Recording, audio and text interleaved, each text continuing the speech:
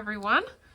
I'm standing here with a number of sedimentary rocks, and I want to go through a few things to prepare you for the sedimentary rock lab.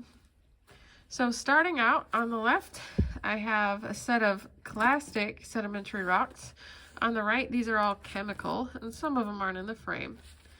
The main difference is these rocks that are clastic formed by lithification of individual grains or clasts. I use that term interchangeably.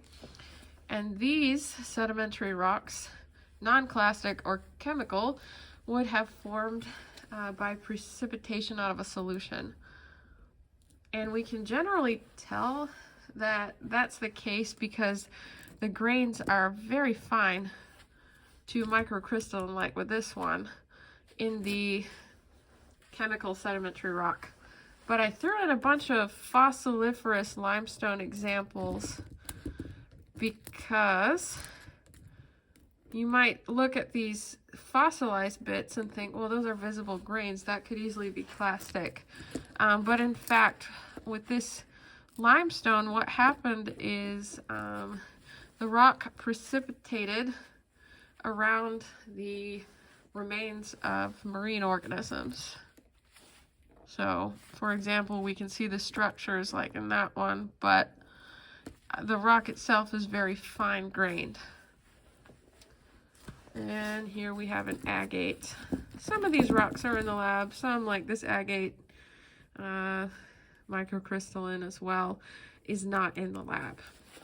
But when you go through, you're going to tell me the basic color of the rock. Not the most important thing, but I've put colors that are specific to these samples in the classification chart, so that helps you distinguish between them.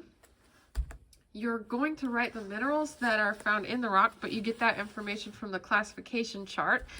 And what leads you to that would be your interpretation of the rock texture, whether it is fine grained like this one, fine to medium grain like this one, coarse grain like this one, or I'd say fine to medium grained here as well. And these are all fine grained, microcrystalline, fine grained. That's based on the scale that I include. You have a fair amount of leeway in your interpretation there. You'll just have to match your observations with what you see in the mineral classification chart to lead you to the rock name. And with that, you're also looking at sorting, which is kind of a weird term for us, but sorting really is a description of the variation in grain size of sedimentary rocks.